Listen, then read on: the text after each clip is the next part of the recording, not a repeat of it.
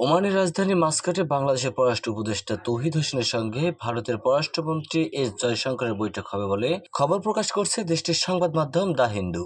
একটি সূত্রের বরাত দিয়ে শনিবার 15 ফেব্রুয়ারি দ্য হিন্দু জানিয়েছে, রোববার 16 ফেব্রুয়ারি অষ্টম ভারত মহাসাগর সম্মেলনের সাইডলাইনে এই দুই নেতার বৈঠক হবে।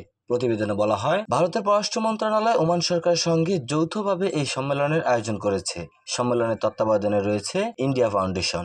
সম্মেলনে অন্তত 27টি দেশের পররাষ্ট্রমন্ত্রী অংশগ্রহণ করছেন। গত 5ই আগস্ট ছাত্র জনতার গণ অভ্যুত্থানের মুখে শেখ হাসিনা ভারতে পালিয়ে যাওয়ার পর থেকে বাংলাদেশ ও ভারতের মধ্যে সম্পর্কে টানাপোড়েন শুরু হয়। সম্প্রতি দিল্লিতে অবস্থানরত শেখ হাসিনার বক্তব্যকে ঘিরে ধানমন্ডি 32 নম্বরে শেখ মুজিবুর রহমানের বাড়ি ভেঙে ফেলে বিক্ষুব্ধ ছাত্র জনতা।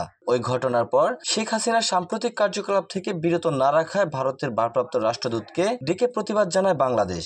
গত 6 মাসে ভারতের সঙ্গে সম্পর্কের অস্থিরতা তৈরি হয়েছিল উল্লেখ করে পররাষ্ট্র উপদেষ্টা মোহাম্মদ তৌহিদ হোসেন বলেন, এখন আমরা দ্বিপাক্ষিক সমঝোতামূলক সম্পর্ক তৈরি করতে পেরেছি। পরিবর্তনের সাইড ইফেক্ট আমরা কাটিয়ে উঠতে পেরেছি, আর চীনের সঙ্গে আমাদের সম্পর্ক সঠিক পথেই আগাচ্ছে।